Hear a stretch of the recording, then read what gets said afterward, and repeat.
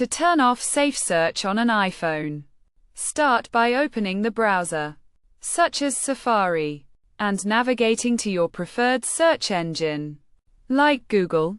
It's essential to note that Safe Search is a feature of the search engine itself, not the iPhone or Safari browser.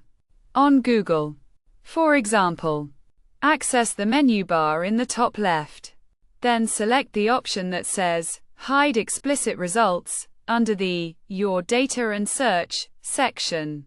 This will indicate whether Safe Search is currently turned on. To disable it, simply toggle the option off.